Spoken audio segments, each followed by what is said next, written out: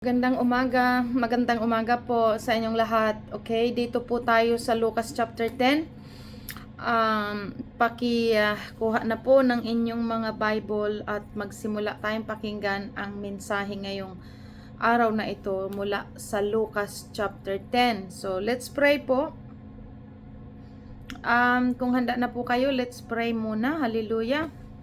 O aming dakilang Diyos, Ama sa langit, na patuloy nagtuturo sa amin muli sa oras na ito ay amin pong ipinapasalamat, Ama, ang iyong kadakilaan, ang iyong katapatan sa aming lahat at sa tuloy mong pagpapabot ng mensahe. Kaya sino man, Panginoon, na andito na nakikinig, dalangin po namin sa bawat tainga o God na tulad ng nais mo na unawain namin at pagbutihin namin ang aming pakikinig. Kaya salamat po, Ama, sinusurrender po namin sa iyo ang aming mga sarili at ang lahat ng ito ay sa pangalan po ng aming Panginoong Heso Kristo. Amen. Amen po. So, ito ay ang patungkol sa isinugo ni Jesus, ang pitumpung dalawa. Ulit lang po. Ang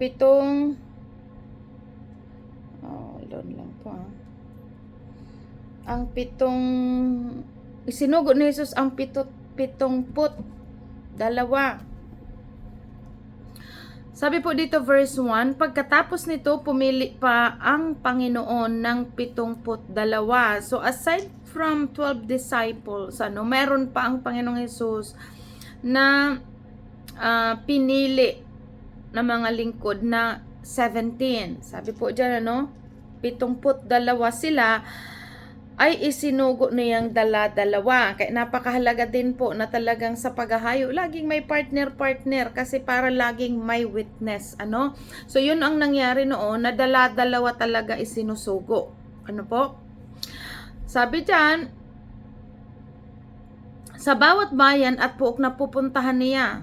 So isinugo sila ng dala-dalawa sa bawat bayan at puok na pupuntahan niya.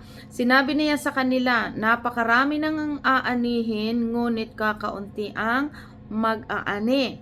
Idalangin ninyo sa may-ari ng aanihin na magpadala siya ng mga mag-aani. So yan po yung sa atin, na maging ang sa mga workers ay pinagpipray natin na magkaroon ng mga manggagawa.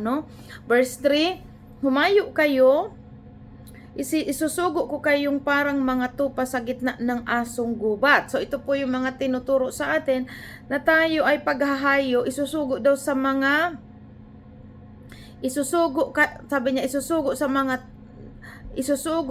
kayong parang tupa meaning maamo sa gitna ng mga asong gubat, kasi nga iba't iba po ang mga ugali ng tao sa ating paghahayo, iba-iba ang nai-encounter natin. Pero ito na ang pinauna na ng Panginoong Hesus, na humayo kayo at isusugo ko kayong parang mga tupa. Maamo, mapagpaumanhin, mapasensyahin, yan mapagpigil sa sarili. Yan yung mga, kumbaga, hindi palaaway. Yan po, parang tupa sa gitna ng mga asong gubat.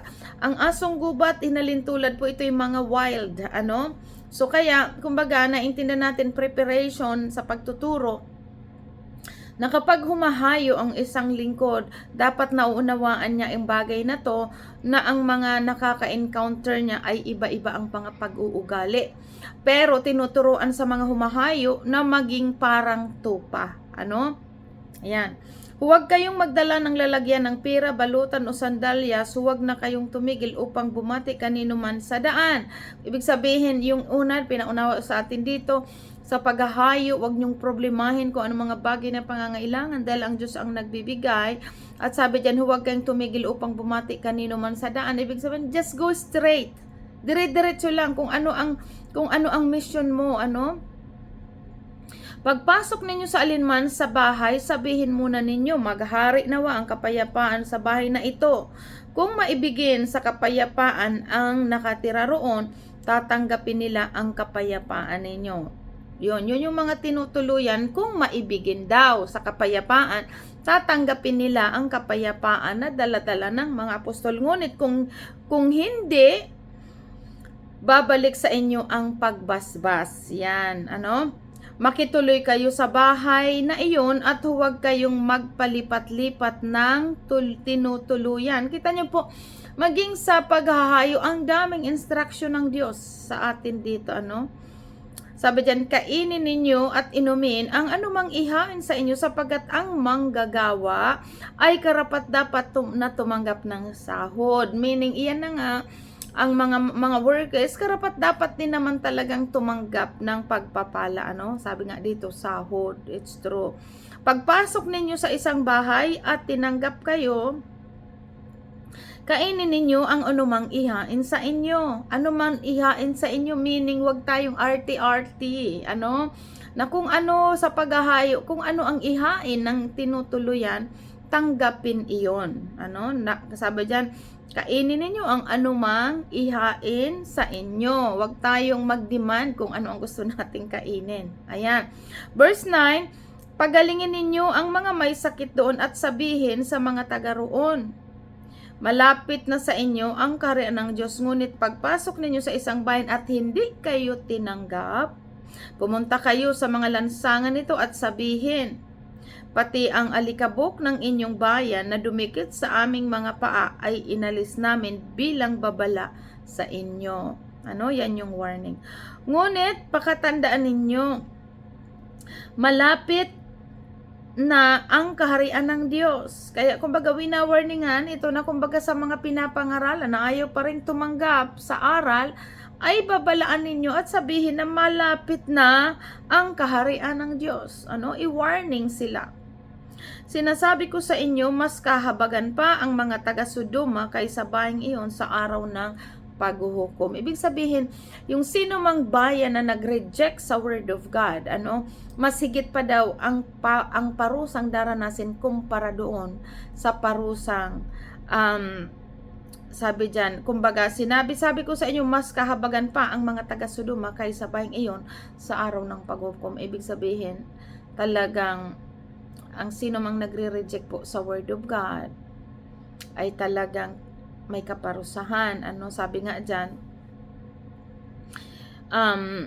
mas kahabagan pa ang mga taga-Sodoma kaysa bayang iyon sa araw ng paghuhukom. Ibig sabihin yung nag-reject sa Word of God. Babala sa mga bayang ayaw magsisi. Yan to mga bayan. Kasi bayan-bayan but now individually tayo nangangaral. At ito yung mga babala po talaga.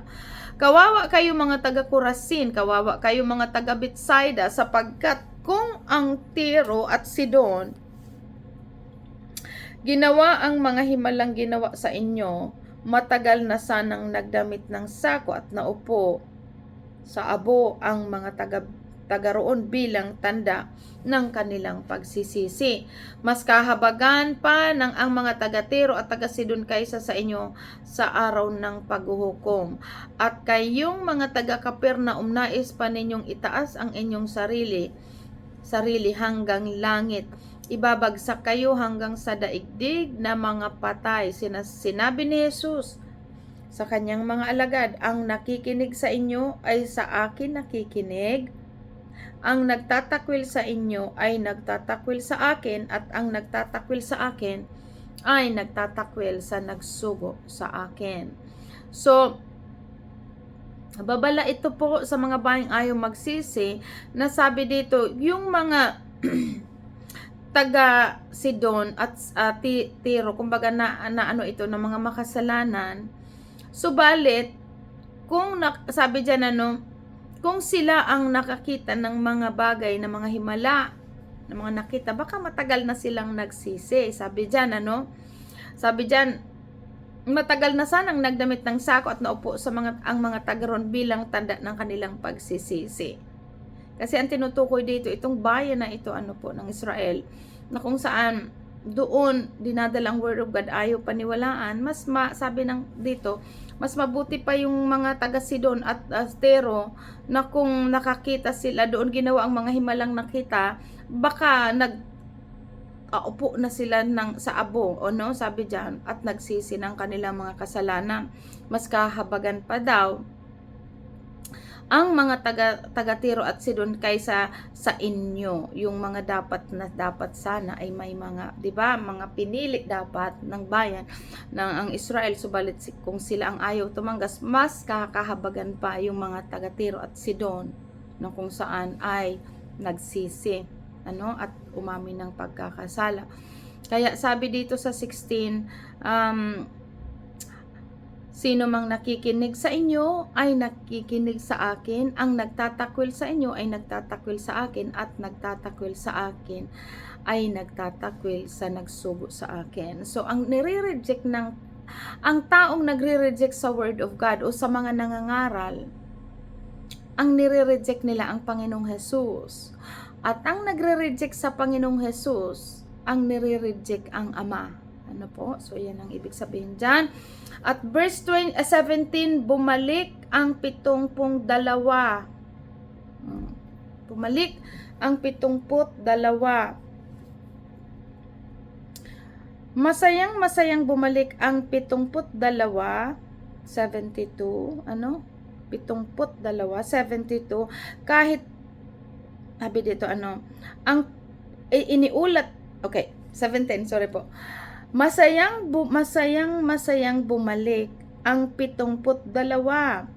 Iniulat nila sa Panginoon kahit po ang mga demonyo ay napasunod namin dahil sa kapangyarihan ng inyong pangalan. So yung 72 na ito po na naghayo, tulad ng sabi ko, right after na matapos nila mission, nagre-report sila sa Panginoon. Although alam nito ng Diyos. Kaya lang, tulad ng sabi ko, tanda po ng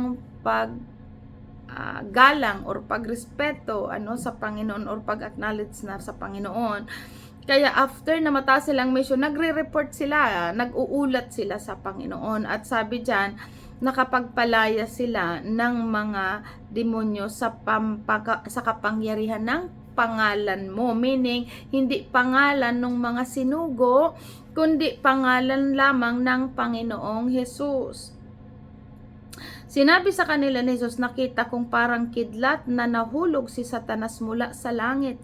Binigyan ko kayo ng kapangyarihang tapakan ang mga ahas at mga alakdan at daigin ang lahat ng kapangyarihan ng kaaway. So binigyan ng authority ng Panginoong Jesus mga alagad na ito, na mabinigyan sila ng kapangyarihan, nalabanan ang anumang gawa ng kaaway.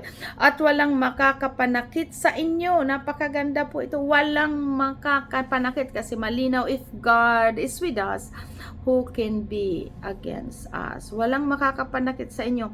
Ngunit magala kayo, hindi dahil sa napasunod ninyo ang masamang espiritu, kundi dahil nakatala sa langit ang inyong pangalan. Sa yun yan po ang pinaka-the best. Ang sunod na galak si Jesus. Nang oras ding iyon, si Jesus ay napuspos ng kagalakan sa pamamagitan ng Espiritu Santo. Sinabi niya, salamat sa iyo, Ama, Panginoon ng langit at lupa, sapagkat inilihim mo sa marurunong at matatalino ang mga bagay na ito, ngunit inihayag mo sa mga walang muwang. Oo, Ama, sapagkat ganun ang nais mong mangyari. Kaya nga yan tinuro sa atin ang karunungan ng sanlibutan ay kamangmangan sa Panginoon. Dahil itong mga to, nabigyan ng karunungan, nakakaunawa ng salita ng Diyos, itong mga taong kumbaga walang mga pinag-aralan. Sabi dyan, inilihim ito sa mga marurunong at matatalino. Kasi nga iba ang katalinuhan ng galing sa Diyos at katalinuhan ng mundo. Ayan.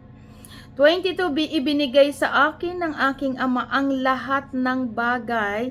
Walang nakakakilala sa anak kundi ang Ama. At wala namang nakakakilala sa Ama kundi ang anak at ang mga taong minarapat ng anak na makakilala sa kanya. Kaya nga yun po, yung ating natanggap mula sa Panginoong Hesus ay kinahabagan kasi hindi lahat, kinahabagan depende sa puso ng bawat isa. At tayong mga tumanggap sa Panginoon, nakikilala nating ang Ama dahil sa Panginoong Hesus. Ayan, sabi dyan, At sabi diyan, at wala namang makakakilala sa Ama kundi ang anak at ang mga taong minarapat ng Ama na makakilala. Kalooban ng Ama po. Siya po yan ang sabi ng Panginoon na kinakahabagan ko ang nais kong kahabagan. Kaya mapalad po tayo na nakikilala natin ang Ama sa pamamagitan ng Panginoong Hesus. Dahil kung ano ang Panginoong Hesus, siya rin ang karakter ng Ama. Dahil ang Ama at ang anak ay iisa. Verse 23, humarap si Jesus sa mga alagad at sinabi ng walang ibang humarap si Jesus sa mga alagad at sinabi ng walang ibang nakakarinig. Pinagpala kayo sapagkat nakita ninyo ang mga nakikita ninyo ngayon. Amen po. Sinasabi ko sa inyo, maraming propeta at mga hari ang naghangad ng makita ang inyong nakikita at marinig ang inyong naririnig, subalit hindi nila ito nakita o narinig. Yan, sumapalad po tayo na tayo ay kinakausap ng Panginoon. At dito ang mabuting Samaritano, verse 25. Isang dalubhasa sa kautusan ang lumapit kay Jesus upang siya ay subukin. Again, subukin na naman ang Panginoong Jesus. Pero ito isang dalubhasa sa kautusan ang lumapit kay Jesus upang siya ay subukin. Guro, ano ang dapat kong gawin upang magkamit ng buhay na walang hanggan, buhay na walang hanggan? Tanong niya. Kung titingnan natin, dalubhasa ito sa kautusan. Pero nagtanong sa Panginoong Hesus for the purpose na subukin lamang ang Panginoong Hesus. Sabi diyan, sumagot si Jesus, ano ba ang nakasulat sa kautusan? Kasi alam ng dalubhasang ito kung ano talaga ang kautusan. Kasi dalubhasa nga siya eh.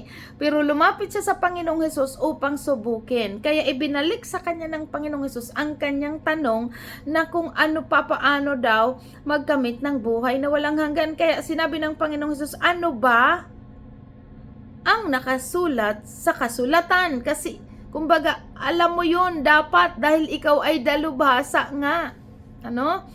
At sabi po dito, sumagot ang lalaki, ibigin mo ang Panginoon mong Diyos ng buong puso at buong pag-iisip mo at ibigin mo ang iyong kapwa gaya ng pag-ibig mo sa iyong sarili. Sabi ni Jesus, tama ang sagot mo. Gawin mo iyan at magkakamit ka ng buhay na walang hanggan. Yan, kaya yung sinabi ng Panginoong Jesus, alam mo pala na ganun iyan ang nakasulat sa kautusan. Alam niya na iyon ang kasagutan sa tanong niya kung paano magkamit ng buhay na walang hanggan. So kaya iyan sabi ng Panginoon, gawin mo. Ngayon 28, sabi ni Jesus, tama ang sagot mo, gawin mo iyan at magkakamit ka ng buhay na walang hanggan. Verse 29, upang huwag siyang lumabas na kahiyahiya, kasi nga ang purpose niya lang naman ng magtanong sa Panginoong Hesus ay subukin, although alam niya ito kasi dalubhasa nga siya. Ngayon ipinasa sa kanya ng Panginoong Hesus, so gawin mo, alam mo pala diba? Ganon. Alam mo, ngayon para hindi siya magmukhang katawa-tawa, sabi diyan, upang huwag siyang lumabas na kahiyahiya, nagtanong pa ang lalaki, sino ang aking kapwa? Kasi sabi doon, di ba? Mahalin mo yung kapwa, kaya pag-ibig mo sa iyong sarili. Nagtanong ngayon, sino ang aking kapwa? Sumagot si Jesus. Sabi po dito, sumagot si Jesus, may isang taong naglalakbay mula sa Jerusalem. Saglit. Okay. May isang taong naglalakbay mula sa Jerusalem papuntang Jericho. Hinarangan siya ng mga tulisan, hinubaran, binugbog at iniwan na halos patay na. Nagkataong dumaan doon ang isang paring Hudyo. Nang makita ang taong nakahandusay, lumihi siya at nagpatuloy sa kanyang paglalakad. Dumaan din ang isang Levita, ngunit nang makita niya ang taong binugbog, lumihis din ito at nagpatuloy sa kanyang paglalakad.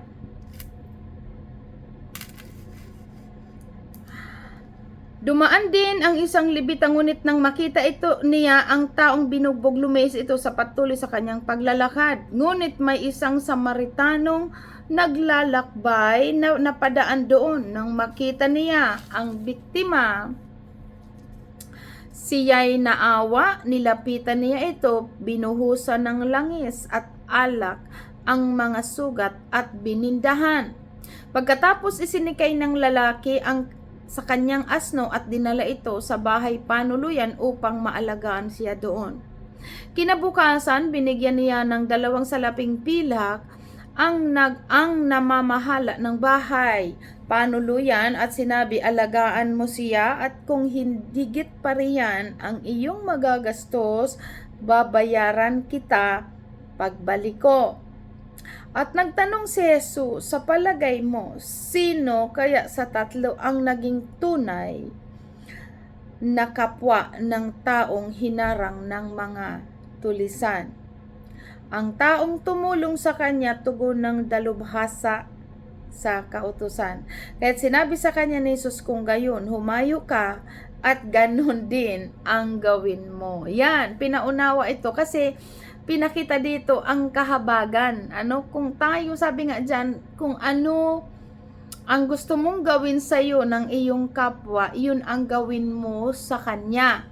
At kung ano naman ang ayaw gawin sa iyo ng iyong kapwa, huwag mong gawin sa kapwa mo. So ito yung utos ng ibigin mo ang iyong kapwa gaya ng pag-ibig mo sa iyong sarili. Kasi itong dalubhasa pong ito, kunyari nagmamaang-maangan kung ano ang dapat, samantalang alam niya naman dahil dalubhasa nga siya. Pero dahil alam niya lang ang kautusan pero hindi niya ito ginagawa. May kaalaman patungkol sa mga kautusan pero sila mismo hindi sinusunod ang kanilang nalalaman. Kaya nung subukin niya ang Panginoong Hesus, ito ang sinabi ng Panginoon sa kanya, gawin mo ang nararapat sa kapwa. Yan. At ang pinakahuli po dito, dumalaw si Jesus kina Marta at Maria. Si Jesus at ang kanyang mga alagad ay nagpatuloy sa kanilang paglalakbay at pumasok sa isang nayon. Malugod silang tinanggap sa tahanan ni Marta. May kapatid siyang si Maria na naupo sa may paanan ng Panginoon upang makinig ng kanyang itinuturo. Si Marta naman ay abalang-abala sa paghahanda, kaya't lumapit siya kay Jesus at nagsabi, Panginoon, baliwala po ba sa inyo na pinapabayaan ako ng kapatid kong maghanda ng mag-isa na nag-iisa? Sabihan nga po ninyo siyang tulungan naman ako. Ngunit sinabi ng Panginoon sa kanya, Marta, Marta, nababalisa ka at abalang-abala sa maraming bagay. Ngunit iisa lang ang kailangan na pinili ni Maria, ang mabuti, at ito'y hindi aalisin sa kanya. Ito po ay isang parang patalinhaga. Kasi dalawa ito, magkapatid, si Marta at si Maria. Ngayon, itong si Marta, abalang-abala sa kusina, kumbaga sa pagluluto, anumang mga bagay ang kanyang kinakaabalahan, samantalang naandoon ang Panginoon. Si Maria, wala siyang ginawa kundi nandoon lamang. Sabi diyan sabi dito si Maria, asa na dito? Malugod na tinanggap na sa tahanan ni Marta. May kapatid siyang Maria na naupo sa may paanan ng Panginoon upang makinig sa kanyang itinuturo. So itong tingnan niyo po ito, kaya ito pag-aaral ito sa atin. Pagtuturo, kumbaga, Dahil maraming Kristiyano na masyadong abala, Kumbaga, marami, imagine niyo po itong dalawa, no?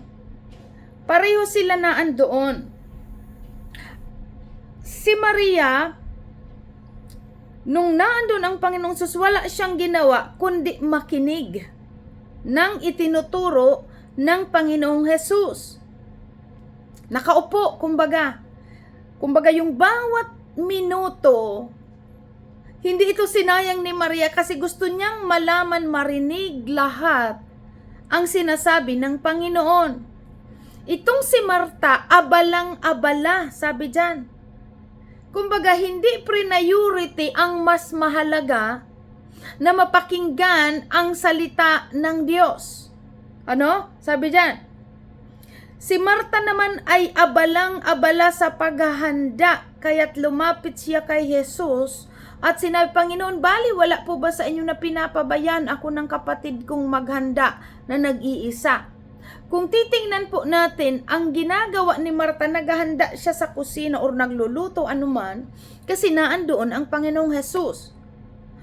Pero itong kapatid na si Maria, mas ginusto niya na naririnig niya ang Word of God, ang pagsasalita at pagtuturo ng Panginoong Jesus, dahil mahalaga. Yan nga ang tinuturo sa atin habang tayo po ay nagba-Bible study or ganito na nakikinig ng Word of God. Mas priority na pakinggan natin ang mensahe kisa sa kung ano-anong mga gagawin. Kasi mas mahalaga ang salita ng Diyos. Yan ang itinuro sa atin. Pagdating na, especially po sa mga workers, pagdating na nagpipreach or may word of God na idinideliver, mas upuan mo yan at pakinggan mo kumpara sa maging abala ka kung anong mga gagawin dyan sa church. Itigil mo muna kung anumang mga ginagawa mo at pakinggan mo ang mensahe ng Diyos kasi ito'y napakahalaga, ito sa lahat na mas higit. Ito sa pagtatrabaho mo sa church. Mga workers, talking about the workers. Kasi marami sa loob ng iglesia, kapag may nagpipreach or naandyan yung word na idinideliver ang word of God, maraming mga abala sa kusina or sa abala kung anumang niluluto, hanggang natapos ang service, wala silang napakinggan dahil balisang-balisa sa mga gawain sa loob ng simbahan. Itinuturo ito sa atin, once na ang word of God idinideliver, itigil mo kung anuman ang ginagawa mo dyan at ituon mo ang iyong pandinig sa mensahe ng Diyos kasi ito ang higit na mas mahalaga. So yan po ang pagtuturo sa atin dito sa dalawang ito, kay Maria at kay Marta. Si Maria mas pinili niyang umupo lang doon sa tabi ng Panginoon at pakinggan ang itinuturo ng Panginoon kumpara doon kay Marta na abalang-abala ng paghahanda. Naghahanda, kumbaga, nagpe-prepare na mga pagkain na andyan. Sa atin po, mga nagpapakain tayo. Huwag nating gawin na masyado tayong abala dyan sa kusina para i-prepare ang mga kailangang i-prepare. It's good. It's good na may mga workers nagpe-prepare talaga, may kanya-kanyang tuka. Pero ang point ko dito, kapag oras ng preaching, oras ng pakikinig at pag-deliver ng naririnig ang patungkol sa Word of God, itigil mo kung ano man ang obligasyon mong gawain sa church, umupo ka dyan at pakinggan mo ang mensahe ng salita ng Diyos. Kasi ito ang higit na mas mahalaga. Kaya tinuturuan tayo pa tuloy na halos for this week, tinuturuan tayo na ang pandinig. Pagbutihin ninyo ang inyong pakikinig sa Word of God, hindi yung nasa church na nga. Minsan na ngang magsimba, hindi pa naiintindihan ang pinipreach dahil ang kanyang isip kung ano-ano saan nakakapunta ang isipan at kung minsan mga kabisihan nga, kaya walang naunawaan. Pero ang sabi dito ng Panginoon, anong sabi ng Panginoon kay Marta? Marta, masyado kang nababalisa sa mga, sabi niya, nababalisa ka at abalang-abala sa maraming bagay. Ngunit, iisa lamang ang kailangang pinili ni Maria, ang mabuti, at ito'y hindi aalisin sa kanya. Kaya ito po, mas piliin natin number 1, top priority, ang salita ng Diyos na maunawaan natin bago kung ano-anong mga gagawin. I-put aside mo muna yan, mga gagawin mo na yan dyan. Huwag muna. Pagkatapos ng preaching, saka mo pa gawin ang iyong dapat gawin. Pero pagdating sa Word of God, priority na papakinggan natin ang salita dahil ito ang pinakamahalaga sa lahat. Amen? So, purihin po ang Diyos. Tayo ay dyan nagtatapos. God bless everyone. At hanggang sa Sunday muli, pagpalain tayo ng Panginoon at salamat sa Diyos sa kanyang mga salita. Amen. Bye!